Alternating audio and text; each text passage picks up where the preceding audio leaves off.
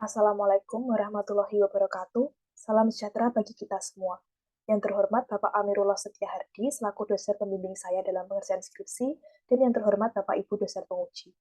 Perkenalkan, saya Maria Goretti Tiara, mahasiswa S1 Ilmu Ekonomi FEB UGM angkatan 2018.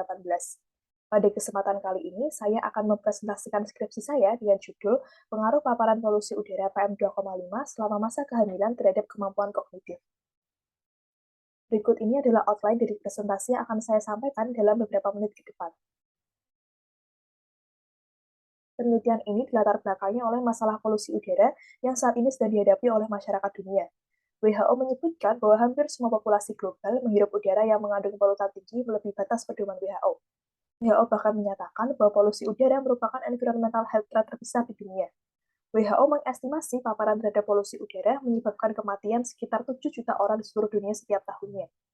Walaupun negara maju dan berkembang sama-sama dirugikan oleh polusi udara, tetapi mereka yang tinggal di negara berpenghasilan rendah dan menengah merasakan dampak yang lebih besar karena fasilitas kesehatan yang kurang memadai serta tingkat polusi yang cenderung lebih tinggi, tidak terkecuali Indonesia. Data dari tahun 1998 sampai 2015 menunjukkan bahwa Indonesia mengalami tren kenaikan polusi, seperti dapat dilihat pada gambar di sebelah kiri atas. Selain itu, hampir seluruh masyarakat Indonesia tinggal di wilayah dengan tingkat polusi udara di atas batas aman yang telah ditetapkan oleh WHO. Dapat dilihat pada gambar di sebelah kanan bawah, dari sini dapat terlihat bahwa rata-rata per tahun dari tingkat polusi PM2,5 di tingkat kabupaten kota di Indonesia yang paling rendah adalah 6,7 mikrogram per meter kubik. Sedangkan batas aman yang telah ditetapkan oleh WHO adalah 5 mikrogram per meter kubik. Laporan dari IQR pada tahun 2020 bahkan menetapkan Indonesia sebagai peringkat 9 negara paling berpolusi di dunia dan peringkat pertama negara paling berpolusi di Asia Tenggara dengan rata-rata PM2,5 sebesar 40,7 mikrogram per meter kubik. Selain itu, penelitian ini juga dilatar belakangi oleh literatur yang menyatakan bahwa masa kehamilan merupakan masa yang krusial dalam pembentukan fisik dan otak individu. Paparan polusi udara di awal kehidupan umumnya diketahui berdampak buruk bagi kesehatan, seperti kelahiran prematur dan rendahnya berat bayi saat lahir. Tetapi perkembangan literatur ternyata menunjukkan bahwa selain berdampak pada kesehatan, paparan polusi udara di awal kehidupan juga dapat berdampak pada aspek non-kesehatan, seperti kemampuan kognitif anak, yang mana ini dapat mempengaruhi akumulasi modal manusia. Namun, sejauh pengetahuan penulis, penelitian-penelitian yang terdahulu lebih banyak dilakukan di negara maju. Padahal seperti yang telah disebutkan sebelumnya, tingkat polusi di negara berkembang, termasuk Indonesia, cenderung lebih tinggi daripada tingkat polusi di negara maju. Selain itu, penelitian yang ada sebelumnya juga lebih banyak meneliti pengaruh paparan polusi jenis karbon, timbal, ozon, atau fallout nuklir, sehingga penelitian ini akan memberi pandangan baru bagaimana polusi jenis PM2,5 yang jarang diteliti berpengaruh terhadap kemampuan kognitif. Selanjutnya, rumusan masalah. Paparan polusi udara di awal kehidupan dapat sangat berbahaya serta memiliki konsekuensi jangka panjang. Alasannya adalah karena masa awal kehidupan merupakan masa yang krusial. Pada saat awal kehidupan, sistem biologis masih berkembang, dan paparan polusi udara dapat menghambat proses perkembangan tersebut. Paparan polusi udara tidak hanya menghambat perkembangan fisik, tetapi juga perkembangan kognitif. Padahal, kemampuan kognitif merupakan prediktor yang kuat dari pilihan sekolah, labor market outcomes, dan juga perilaku sosial. Dengan begitu, paparan polusi di awal kehidupan dapat mempengaruhi banyak keputusan yang akan memberi konsekuensi bagi outcome di kemudian hari. Misalnya, rendahnya kemampuan kognitif di masa kanak-kanak akibat paparan polusi dapat mempengaruhi keputusan investasi orang tua pada anak mereka, contohnya keputusan sekolah yang pada akhirnya mempengaruhi akumulasi modal manusia dan juga upah ketika dewasa. Pertanyaan penelitian dalam skripsi ini yang pertama adalah bagaimana pengaruh dari paparan polusi udara PM2,5 selama masa kehamilan terhadap kemampuan kognitif, dan yang kedua, bagaimana pengaruh dari paparan polusi udara PM2,5 setiap trimester masa kehamilan terhadap kemampuan kognitif. Selanjutnya, landasan teori dan tinjauan pustaka. Partikulat meter 2,5 atau PM2,5 merupakan partikel udara yang berukuran sekitar 2,5 mikron. Sebagai gambaran, ukuran dari PM2,5 ini setara dengan 3% diameter rambut manusia. PM2,5 bervariasi dalam komposisi kimia dan karakter fisiknya. Konstituen kimia yang umumnya terkandung dalam PM2,5 antara lain ada sulfat, nitrat, karbon hitam, dan amonium. Sedangkan karakter fisik PM2,5 dapat berbentuk debu, kotoran, jelaga, dan asap. PM2,5 dapat berasal dari dua sumber. Yang pertama dalam ruangan, seperti asap rokok, memasak, perapian, membakar lilin, dan juga minyak lampu.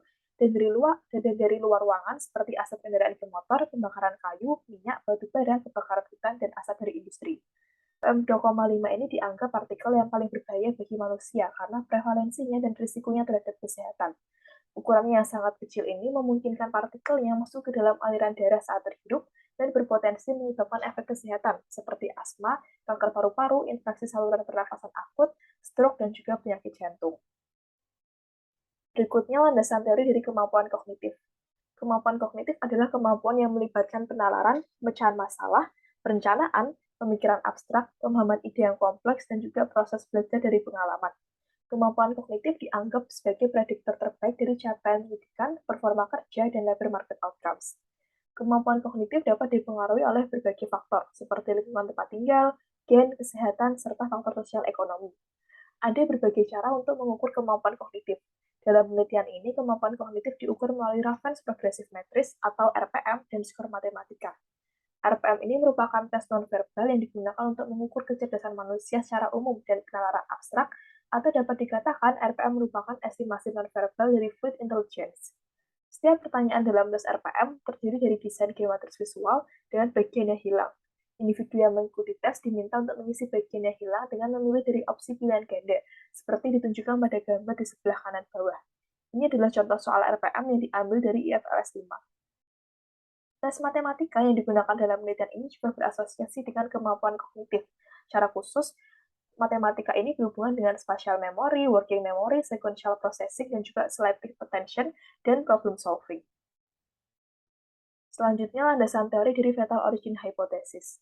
Fetal origin hypothesis atau juga dikenal sebagai Barker's hypothesis merupakan konsep yang menyatakan bahwa beberapa kejadian yang terjadi ketika kehamilan dapat menyebabkan efek yang permanen pada individu bahkan dalam jangka panjang setelah kelahiran. Konsep ini berawal dari temuan David J. Barker pada tahun 1989 dan 1995 yang menyatakan bahwa kekurangan gizi di dalam kandungan akan menyebabkan pertumbuhan janin yang tidak optimal, yang kemudian akan menyebabkan kecenderungan individu untuk memiliki penyakit tertentu saat dewasa, seperti contohnya penyakit jantung dan hipertensi. Penelitian mengenai fetal origin hypothesis, kemudian berkembang menjadi topik penelitian baru yang berfokus pada bagaimana lingkungan prenatal mempengaruhi perkembangan individu sampai dengan jangka panjang. Lingkungan prenatal bisa dipengaruhi oleh banyak faktor, baik internal seperti nutrisi dan kondisi mental ibu, maupun eksternal seperti kondisi lingkungan tempat tinggal. Beberapa penelitian di bidang kesehatan menemukan bahwa paparan polusi udara selama masa kehamilan memiliki dampak negatif jangka panjang, salah satunya terhadap kemampuan kognitif anak. Perkembangan otak dimulai sejak dari awal kehidupan janin, dan perkembangan otak sangat rentan terhadap toksin, termasuk polusi udara. Ini karena janin belum memiliki mekanisme detoksifikasi yang sempurna.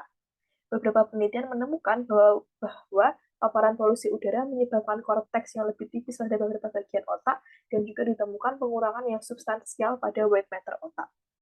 Kerusakan pada otak akibat paparan polusi di masa kehamilan ini dapat berpengaruh pada kemampuan kognitif di kemudian hari. Berikut ini adalah penelitian-penelitian terdahulu yang membahas dampak paparan polusi udara di masa kehamilan terhadap outcome jangka panjang. Beberapa peneliti menggunakan guncangan pada kualitas udara sebagai natural eksperimen. Contohnya Sresta pada tahun 2019 meneliti dampak dari guncangan berupa kebakaran hutan di Indonesia pada tahun 1997 terhadap outcome jangka panjang, yaitu kemampuan kognitif, yang merupakan determinan penting dari pasar tenaga kerja. Dengan DID ditemukan bahwa polusi menurunkan skor tes kognitif pada usia 8-9 tahun sebesar 6%. Selain itu ditemukan bahwa polusi dari kebakaran hutan dapat mengurangi pendapatan sebesar 5-8%. Sampai selain kebakaran hutan, beberapa penelitian menggunakan guncangan akibat perubahan kebijakan. Nielsen pada tahun 2009 meneliti dampak jangka panjang dari pelarangan bensin bertimbal di Swedia selama tahun 1970-an. Ditemukan bahwa penurunan kadar timbal dari 10 mikrogram per desiliter menjadi 5 mikrogram per desiliter dapat meningkatkan tingkat kelulusan sekolah menengah tinggi sebesar 2,3% dan upah di masa dewasa sebesar 5,5%. Studi ini juga menemukan bahwa anak-anak dengan status sosial ekonomi rendah lebih terpengaruh untuk jumlah paparan timbal tertentu. Isen dan kawan-kawan pada tahun 2017 melakukan penelitian dengan menggunakan momen pengurangan polusi udara karena berlakunya US Clean Air Act Amendment di tahun 1970. Dengan menggunakan metode DID, ditemukan bahwa setiap penurunan 10 mikrogram per meter kubik total suspended particle atau TSP selama kehamilan akan meningkatkan 1% upah tahunan. Selain menggunakan natural eksperimen, para peneliti juga memanfaatkan metode seperti fixed effect atau instrumental variable untuk mengatasi kemungkinan adanya endogenitas. Bharadwaj dan kawan-kawan pada tahun 2017 dengan metode fixed effect menemukan bahwa peningkatan satu standar deviasi tingkat ozon selama bulan ketiga kehamilan menyebabkan penurunan masing-masing 0,0025 dan 0,00173 standar deviasi dalam nilai tes matematika dan bahasa kelas 4 di Chili. Su dan kawan-kawan pada tahun 2021 dengan menggunakan IV menemukan bahwa kenaikan 1 unit PM2,5 selama kehamilan akan menurunkan kemampuan kognitif remaja sebesar 0,040 poin. Pitt pada tahun 2016 dengan menggunakan strategi IV menemukan bahwa paparan karbon monoksida secara konsisten merugikan dimensi fisik dan kognitif dari model manusia, sementara efek paparan ozon merugikan kognisi dan pendapatan. Berikut ini adalah data yang digunakan dalam penelitian ini. Data kemampuan kognitif berasal dari Indonesia Family Life Survey atau IFLS Gelombang 5 yang diambil pada tahun 2014 atau 2015. Kemudian data karakteristik individu dan rumah tangga yang digunakan dalam penelitian ini berasal dari IFLS Gelombang 4 yang diambil pada tahun 2007 dan juga IFLS Gelombang 5. IFLS merupakan data survei longitudinal yang dilakukan di Indonesia. IFLS berisi sekitar 30.000 individu yang tinggal di 13 provinsi di Indonesia dan dapat merepresentasikan 83% dari populasi Indonesia. Selain IFLS, penelitian ini juga menggunakan data polusi udara jenis PM2,5 bulanan di tingkat kabupaten atau kota yang telah diolah oleh Van Donkelar dan kawan-kawan dari Atmospheric Composition Analysis Group of Washington University. Data konsentrasi PM2,5 dalam penelitian ini diambil dari data penginderaan jauh satelit yang dikalibrasi dengan ground-based measurement. Secara detail, data ini dibangun dengan mengombinasikan aerosol optical depth yang diambil dari instrumen MODIS, MISR, dan SEWIFS dari satelit NASA, dan kemudian dikalibrasi dengan Global Ground-Based Observation. Data ini beresolusi 0,1 kali 0,1 derajat. Penelitian ini juga menggunakan variabel instrumen berupa surface pressure bulanan. Data surface pressure ini bersumber dari RL5 Land. Data surface pressure ini memiliki resolusi 0,1 kali 0,1 derajat. Sampel yang digunakan dalam penelitian ini adalah individu yang lahir pada tahun 1999 sampai dengan 2008, atau yang berusia 7 sampai 16 tahun di tahun 2014 atau 2015. Penelitian ini membatasi observasi hanya pada individu yang mengikuti tes kognitif di tahun 2014 atau 2015. Pengambilan sampel dibatasi pada individu yang lahir pada tahun 1999 karena ketersediaan data polusi yang dimulai dari tahun 1998. Selain itu, pengambilan sampel dibatasi pada individu yang lahir maksimal pada tahun 2008 karena tes kognitif yang dilakukan pada tahun 2014 atau 2015 hanya diberikan pada individu yang berusia minimal 7 tahun saat tes dilakukan. Jumlah observasi yang digunakan dalam penelitian ini adalah sebanyak 4.878 observasi yang terdiri dari 2.277 individu panel atau individu yang sama dalam double wave dan juga 324 individu non-panel atau individu yang hanya ada di dalam satu wave. Tujuan utama dalam penelitian ini adalah untuk melakukan estimasi pengaruh paparan polusi udara selama masa kehamilan terhadap kemampuan kognitif individu di usia 7-16 tahun. Model Ordinary Least Square-nya atau OLS-nya adalah sebagai berikut di persamaan yang pertama ini. Notasi IHCT dalam model menunjukkan individu I yang tinggal di rumah tangga H, lahir di kota atau kabupaten C pada waktu T. Variabel Y merupakan skor tes kognitif yang dibagi menjadi skor RPM, matematika, dan total skor kognitif. Variabel ECT merupakan konsentrasi polusi PM2,5 di kota C pada waktu T. X aksen I adalah vektor dari variabel kontrol tingkat individu, X aksen H adalah vektor variabel kontrol di tingkat rumah tangga. Notasi epsilon IHCT adalah error term yang memuat variabel yang tidak diobservasi dalam model. Namun, model OLS di atas ini memiliki beberapa masalah yang dapat menimbulkan bias pada hasil estimasi. Salah satunya adalah masalah omitted variable bias, atau bias yang ditimbulkan akibat adanya variabel penting yang tidak dimasukkan dalam model. Walaupun model OLS di persamaan pertama tersebut telah masukkan berbagai variabel kontrol, tetapi masalah omitted variable bias ini sangat luas. Masih ada kemungkinan terdapat variabel yang belum dimasukkan ke dalam model karena sulit untuk diobservasi atau karena faktor lain. Masalah omitted variable bias ini dapat berpotensi menyebabkan variabel paparan PM2,5 yang menjadi variabel of interest dalam penelitian ini mengalami masalah endogenitas. Polusi udara tidak terdistribusi secara acak, sehingga ada kemungkinan polusi berkorelasi dengan variabel yang tidak diobservasi, yang bisa jadi sifatnya bervariasi antar waktu atau time varying, seperti contohnya kebijakan daerah terkait polusi udara, kepadatan penduduk, cuaca, dan lain-lain. Dengan begitu, untuk mengatasi masalah endogenitas, maka penelitian ini menggunakan pendekatan instrumental variabel. Selain itu, alasan lain penggunaan instrumental variabel karena paparan polusi udara juga memiliki kemungkinan untuk mengalami masalah measurement error. Metode instrumental variabel atau IV mengatasi masalah endogenitas dengan melakukan regresi variabel endogen dengan variabel eksogen di luar model yang disebut dengan instrumen. Dalam penelitian ini, instrumen yang akan digunakan adalah surface pressure. Teknik estimasi yang digunakan dalam penelitian ini adalah pendekatan two-stage instrumental variable atau IV2SLS. Teknik estimasi ini pertama-tama meregresi setiap variabel endogen pada seluruh variabel eksogen dan instrumen di first stage. Kemudian pada second stage dilakukan regresi variabel outcome pada weighted value dari variabel endogen serta semua variabel eksogen. Model first stage dapat dilihat pada persamaan yang kedua. variabel SCT di sini adalah surface pressure di kabupaten atau kota C pada waktu T. Dan untuk persamaan ketiga ini adalah persamaan untuk second stage. Berikut ini adalah variabel-variabel yang digunakan dalam penelitian ini sekaligus keterangan dan definisinya. Secara singkat, variabel dependen dalam penelitian ini adalah nilai tes kognitif yang dibagi menjadi skor Raffles progressive matrix, kemudian skor matematika, dan total skor kognitif, yang semuanya dalam satuan poin. Kemudian variabel menjelas utama atau variabel yang menjadi fokus utama dalam penelitian ini adalah rata-rata paparan polusi udara PM2,5 selama trimester pertama kehamilan, trimester 2, trimester 3, dan juga selama 9 bulan kehamilan, dan semuanya dalam satuan mikrogram per meter kubik. Kemudian variabel kontrol yang digunakan dalam penelitian ini ada dami wanita, usia, pendidikan ibu, selanjutnya pendidikan ayah, usia ibu saat melahirkan, ukuran rumah tangga, dami bulan kelahiran, dami tahun kelahiran, dami urban, dami tahun survei, blok total pengeluaran rumah tangga, dan dami status kesehatan. Seperti yang telah disebutkan sebelumnya, variabel instrumen yang digunakan dalam penelitian ini adalah surface pressure dengan satuan kilopascal. Surface pressure ini mengukur berat dari seluruh udara di atas area kolom yang tegak lurus terhadap permukaan bumi. Instrumen dalam metode IV harus memenuhi dua syarat. Yang pertama ada instrumen exogenity, dan yang kedua ada instrumen relevance.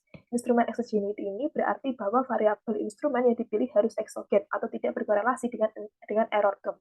Kemudian instrumen relevance ini berarti variabel instrumen harus relevan menjelaskan variabel endogen. Surface pressure dipilih sebagai instrumen karena relevan menjelaskan polusi udara. Ketika tekanan tinggi, maka akan menyebabkan berbagai fenomena cuaca. Salah satunya seperti vertical temperature gradients yang menjadi lebih rendah, yang kemudian ini menghambat pencampuran polutan.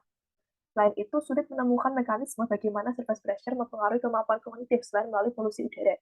Dengan demikian, surface pressure ini memenuhi kedua asumsi yang dibutuhkan untuk menjadi variabel instrumen. Selanjutnya, saya akan mempresentasikan hasil penelitian saya. Berikut ini adalah statistik deskriptif dari variabel-variabel yang saya gunakan dalam penelitian ini. Seperti yang telah disebutkan sebelumnya, penelitian ini menggunakan data panel tidak berimbang dari IFLS 4 dan IFLS 5 yang memiliki jarak survei sekitar 7 tahun. Jumlah observasi ada sebanyak 4.878 observasi. Total skor kognitif individu memiliki nilai minimal 0 dan maksimal 17 dengan rata-rata 10,79 poin. Kemudian total skor kognitif sendiri terdiri dari skor RPM dan matematika. Skor RPM memiliki nilai minimal 0 dan maksimal 12 dengan rata-rata 8,1 poin. Kemudian skor matematika memiliki nilai minimal 0 dan maksimal 5 dengan rata-rata 2,685 poin. Variabel independen yang menjadi ketertarikan utama dalam penelitian ini ada rata polusi udara PM2,5 di trimester 1, 2, 3, serta 9 bulan kehamilan. Rata polusi udara PM2,5 di trimester 1 memiliki rata-rata 21,08 mikrogram per meter kubik, untuk trimester 2 memiliki rata-rata 21,2 mikrogram per meter kubik, kemudian untuk trimester 3 memiliki rata-rata 21,46 mikrogram per meter kubik, dan untuk rata PM2,5 di 9 bulan kehamilan memiliki rata-rata 21,249 mikrogram per meter kubik.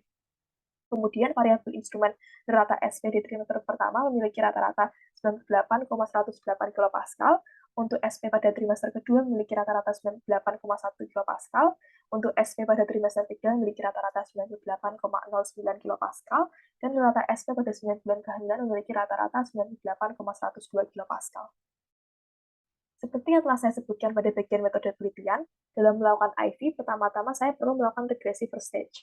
Label di kiri atas ini menunjukkan regresi first stage. Ini digunakan untuk melihat apakah ada relevansi antara variabel instrumen dengan variabel endogen. Dari tabel tersebut dapat dilihat bahwa seluruh variabel instrumen berkorelasi positif dengan variabel endogen paparan PM2,5. Setelah melihat bahwa variabel instrumen tersebut relevan, selanjutnya perlu dilihat apakah variabel instrumen yang digunakan dalam penelitian ini merupakan weak atau strong instrumen. Tabel di sebelah kiri bawah ini menunjukkan F-statistik dari regresi first stage. Dapat dilihat bahwa F-statistik dari rata SP di 9 bulan kehamilan adalah 142, kemudian untuk rata SP di trimester pertama sebesar 71, kemudian untuk rata SP di trimester 2 adalah 51, kemudian rata SP di trimester 3 adalah sebesar 92. Ketika F-statistik dari regresi first stage ini memiliki nilai lebih dari 10, maka dapat dikatakan bahwa instrumen yang digunakan dalam penelitian ini bukan merupakan weak instrumen. Berikut ini adalah tabel hasil regresi second stage. Ini adalah bentuk tabel yang saya sederhanakan, jadi hanya variabel penjelas utama yang saya masukkan ke dalam presentasi kali ini. Hasil estimasi menunjukkan bahwa paparan polusi udara jenis PM2,5 selama masa kehamilan, baik di trimester pertama, kedua, ketiga, dan rata-rata 9 bulan kehamilan berdampak negatif pada total skor kognitif, skor RPM, dan juga skor matematika individu ketika usia 7-16 tahun. Namun, hanya total skor kognitif dan skor matematika yang signifikan. Dampak paparan paling besar adalah saat trimester kedua, yang mana ini sesuai dengan literatur medis dan ekonomi yang menyatakan bahwa trimester kedua kehamilan merupakan periode yang krusial dalam perkembangan otak. Berikutnya simpulan. Penelitian ini menemukan bukti bahwa paparan polusi udara di masa awal kehidupan, secara khusus saat masa kehamilan, akan berdampak negatif pada kemampuan kognitif anak di kemudian hari. Secara lebih rinci, ditemukan bahwa kenaikan 1 mikrogram per meter kubik polusi udara jenis PM2,5 selama 9 bulan masa kehamilan dapat menurunkan total skor kognitif sebesar 0,079 dan menurunkan skor matematika sebesar 0,057.